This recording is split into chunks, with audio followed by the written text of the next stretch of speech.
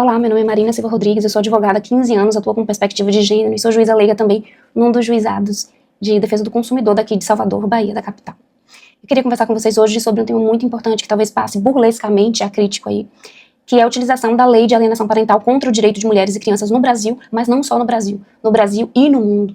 A gente tem vários países da América Latina que utilizam também o termo, a utilização da teoria contra direitos de mulheres e crianças. A gente precisa fazer um retrospecto para entender o porquê, né, que a gente passa por isso. Quando o homem ele se dá conta da importância da reprodução da mulher na época das tribos e associa que a reprodução é necessária para que ele tenha poder, ele passa a subjugar essas mulheres e passa inclusive a escravizá-las. A Jane Lerner, ela diz que a escravização feminina foi a primeira forma de escravidão que se tem notícia na história da humanidade. Aristóteles, também no século IV a.C., reproduz essas mesmas ideias de inferiorização femininas, e essas ideias aristotélicas elas são utilizadas na igreja no século II d.C. A gente tem a história do próprio Adão e Eva, né, que é uma tentativa clara de subjugação feminina pelos males sofridos pela humanidade. E assim a gente segue na transição da Idade Média para a Idade Moderna, com a caça às bruxas, o estereótipo da mulher histérica, e ideias machistas ou misóginas que foram reproduzidas por Freud.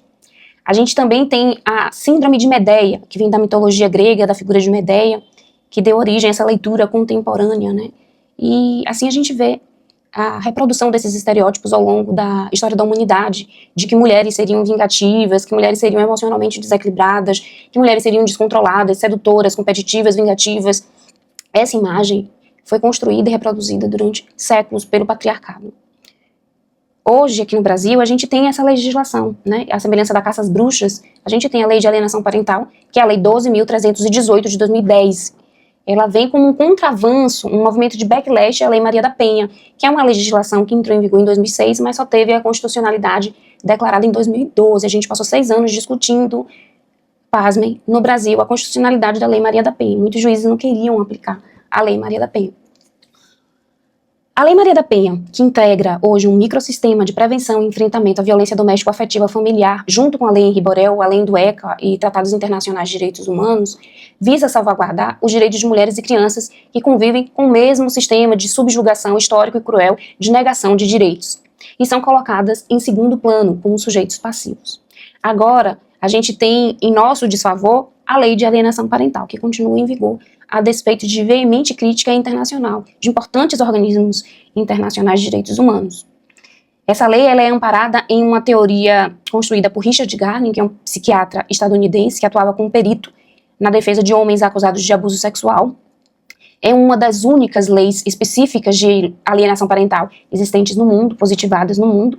E quando eu digo isso, eu falo de forma escrita, isto é, uma lei que está falando única e exclusivamente sobre esse tema, né? No mundo a gente tem jurisprudência e alguns dispositivos que também tratam da alienação parental.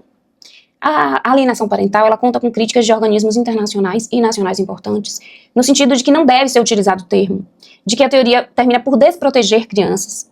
Inclusive há recomendações importantes para uma revisão profunda do termo, inclusive revogação da legislação. Apesar da resistência do patriarcado, inclusive de mulheres que o servem, principalmente dentro do judiciário, dentro do Ministério Público, inclusive algumas figuras da advocacia que não atuam com perspectiva de gênero, há uma pressão internacional, nacional e internacional, de mulheres, de mães, que querem a revogação dessa legislação. Há várias, diversas denúncias também na imprensa sobre a instrumentalização da lei contra mulheres e crianças. Então, hoje há um movimento dentro do próprio Congresso Nacional para a inclusão na pauta de projetos que visam a revogação integral da lei.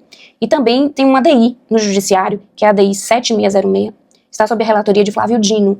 E é um exemplo claro disso. Ela visa a declaração de inconstitucionalidade de alguns dispositivos dessa legislação, porque violam claramente convenções internacionais de direitos humanos ratificadas pelo Brasil. Então, a gente precisa falar dessa legislação, como isso afeta mulheres e crianças, e quais organismos já se posicionaram de forma contrária à aplicação do termo e da legislação. O Conselho Federal de Psicologia, por meio da nota técnica 4 de 2022, já se posicionou criticamente em relação à lei e ao uso dos termos alienação parental e síndrome de alienação parental. O Conselho Federal de Psicologia ele não recomenda a utilização desses termos, condena simplificações e estigmatizações e indica que deve ser utilizada uma linguagem que priorize a proteção das crianças. A gente tem diversos outros organismos que já se posicionaram de forma crítica em relação à lei de alienação parental e ao uso da síndrome de alienação parental. A exemplo aqui a gente tem o Conselho Nacional de Saúde, né? A gente tem o Conselho Nacional de Direitos Humanos, o próprio Conselho Federal de Psicologia, que eu acabei de mencionar, e o Conselho Federal de Serviço Social.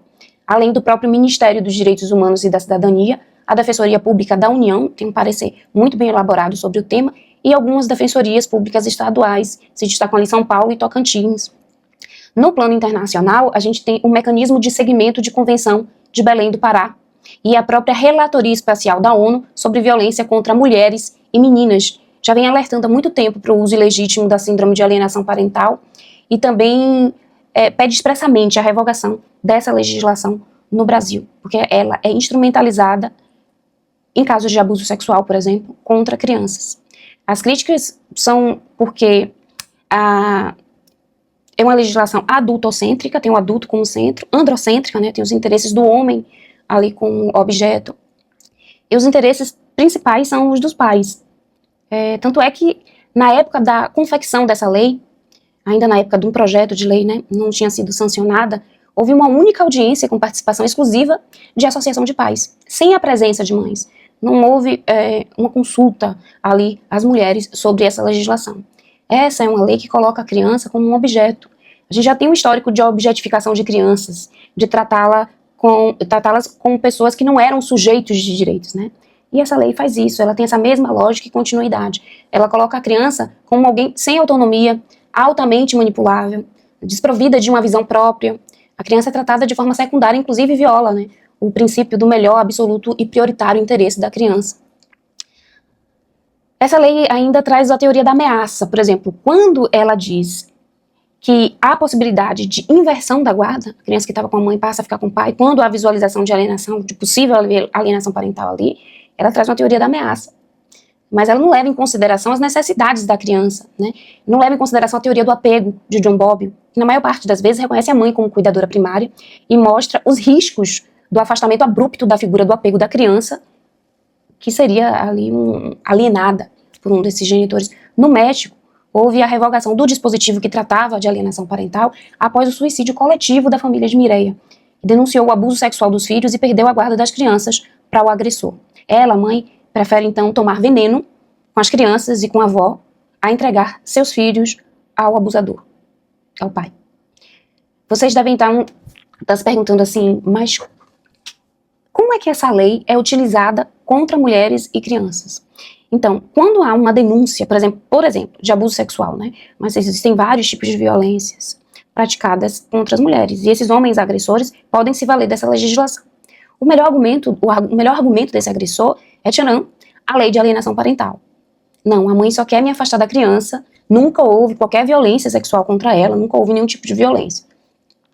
Muitos desses atos de violência, de abuso sexual, não deixam vestígios físicos, materiais. A mãe deixa de ser encarada como uma proteção segura da criança e passa a ser vista pelo judiciário como algoz. A lei diz que se houver uma denúncia falsa contra o pai, parentes deles ou contra avós maternos, pode ficar configurada a alienação parental. E que na existência de meros indícios, o juiz determinará medidas necessárias para assegurar a convivência com esse possível abusador, talvez o agressor da criança. A gente precisa lembrar que a maior parte das violências sexuais é praticada por homens, e homens que convivem ali no círculo familiar daquela criança. Por isso essa lei é tão perniciosa, é tão perigosa. Porque ela tem, desde o seu nascedouro, o efeito de proteger homens, muitas vezes homens agressores, e não as crianças, partindo do contexto histórico, social que a gente vive. Essas crianças são objetificadas pela legislação, são desconsideradas, né?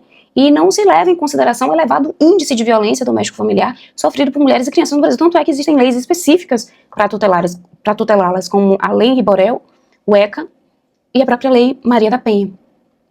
Eu queria saber de vocês, se vocês já ouviram falar a respeito dessa lei, quais as impressões, e se vocês têm alguma experiência parecida que possam compartilhar comigo. Eu gostaria de agradecer às professoras, doutora Vanessa e doutora Márcia, pela oportunidade.